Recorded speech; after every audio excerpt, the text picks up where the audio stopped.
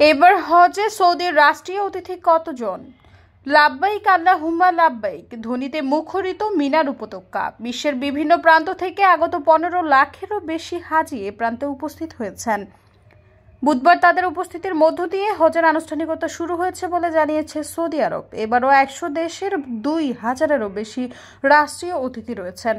বৃহস্পতিবার সৌদি আরবের রাষ্ট্রীয় বার্তা সংস্থা সৌদি গ্যাজেটের এক প্রতিবেদনে তথ্য জানানো হয়েছে। সৌদি কর্তৃপক্ষ জানিয়েছে, নিখুঁত ও নিরবিচ্ছিন্ন প্রস্তুতির ফলে শান্তিপূর্ণ ও সুশৃঙ্খল পরিবেশে হাজিদের আগমন সম্পন্ন হয়েছে।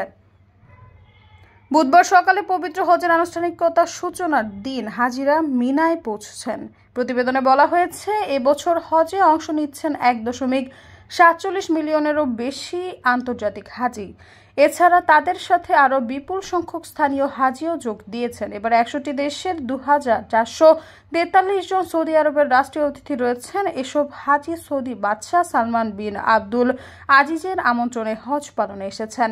মঙ্গলবার মক্কায় পৌঁছানো হাজিরা প্রথমে তাওয়াফ আল কুদুম পালন করেন। এরপর তারা মিনার উদ্দেশ্যে যাত্রা করেন, যেখানে তারা তাওয়াইনা দিবসের দিন ও রাত কাটান। নবী মোহাম্মদ সাল্লাল্লাহু আলাইহি সাল্লামের ঐতিহ্য অনুসরণ করে হাজিরা এখানে ইবাদতে মগ্ন থাকেন এবং বৃহস্পতিবার আরাফার ময়দানে অবস্থানের প্রস্তুতি নেন।